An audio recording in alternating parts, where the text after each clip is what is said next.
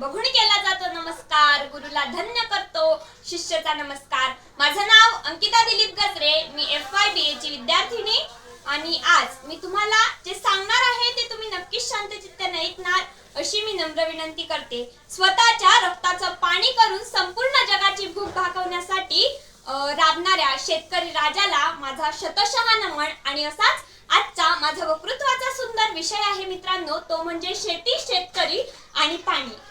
मित्रांनो, शेतकरी हा शब्द जरी कानावर पडला तरी आपल्या अंगाला सरकन काटा येतो, कारण आपण टीव्हीवर, वर्तमानपत्रात, सोशल मीडियावर बघत असतो की दररोज किमान दिवसाला एक तरी शेतकरी आत्महत्या करतो।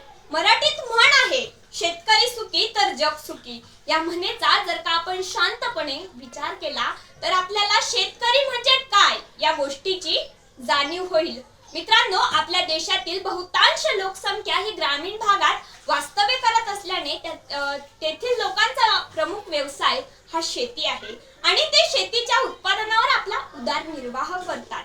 मित्रांनो, आपला देश हा एक प्रकारे कृषी प्रधान देश आहे। शेतकऱ्याला जगाचा पोशिंदा म्हटलं जातं, कारण तो स्वतःची ताण भूक विसरून संपूर्ण जगाची भूक भागवतो। मित्रांनो, माझा शेतकरी राजा हा खूप काबाड कष्ट करतो।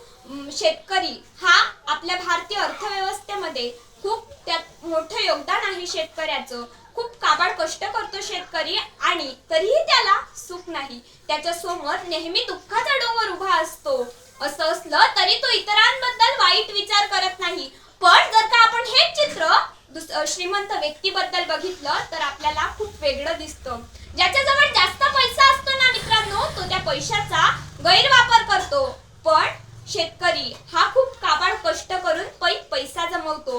मित्रांनो, शेती करणारा शेतकरी हा खास अर्थाने निसर्गाचा मित्र असतो। तो निसर्गाच्या हानी होण्यापासून वाचवतो आणि त्याचं आपल्या मातीशी आईप्रमाणे नातं असतं। तो खूप कष्ट करून पीक घेतो, पाणी, ऊन, पाऊस अशा कोणत्याच संकटांना भीत नाही आणि सतत आपल्या शेतात प्रामाणिकपणे कष्ट करतो।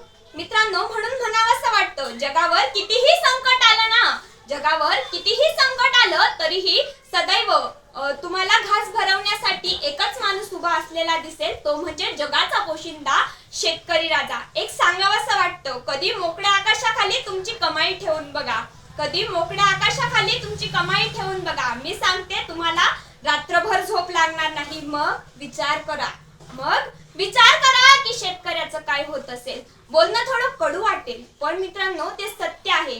शेतकरी पावसाची वाट पाहतो, पुढाकारी खुर्चीची वाट पाहतो। शेतकरी पावसाची वाट पाहतो, पुढाकारी खुर्चीची वाट पाहतो। पाऊस नाही पडला तर शेतकरी रान बदलत नाही, परंतु खुर्ची नाही मिळाली तर पुढाकारी पक्ष बदलत असतो। मित्रांनो, आज सर्वात महत्त्वाचं शेतीसाठी लागणारं म्हणजे पाणी, आणि आज मुळात शेतकऱ्याची मूलभूत समस्याच पाणी आहे। पाणी जास्त असेल तर उत्पन्न जास्त निघतं, हे खरं, पण जर का पाणीच नाही राहिलं तर उत्पन्न कुठून निघणार। आपण म्हणतो आपल्याला पाणी जीवन देतं, तरीही आपण पाण्याचा अतिवापर करतो आणि बिचारा माझा शेतकरी हा थेंबा थेंबा पाण्याची वाट पाहतो। मग आपल्याला नाही वाटत का आपण पाण्याचा अतिवापर टाळला पाहिजे, आपल्याला गरज पडेल तेवढंच पाणी आपण चा वापर केला पाहिजे आणि पाण्याची बचत केली पाहिजे।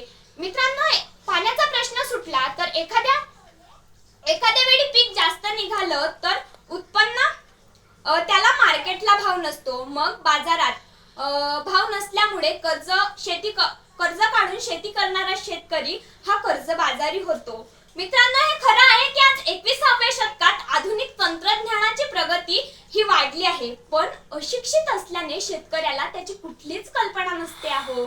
आज शेवटी एकच सांगते, आज मी, तुम्ही, आपण सर्वजण सुखी आहात तर ते फक्त माझ्या शेतकऱ्यामुळे, कारण माझा शेतकरी हा पाणी वाचवतो, झाडं लावतो, अन्न पिकवतो, पर्यावरणाच्या संरक्षणाला मदत करतो आणि जर का शेतकरी सुखाने जगला तरच आपण सुखाने जगू। शेवटी एका शेतकरी कुटुंबात जन्म झालाय माझा, म्हणून शेतकऱ्याची व्यथा सांगताना म्हणावंसं वाटतं, शेतकरी म्हणतो, निसर्गाने फक्त आम्हाला साथ दिली पाहिजे, निसर्गाने फक्त आम्हाला साथ दिली पाहिजे।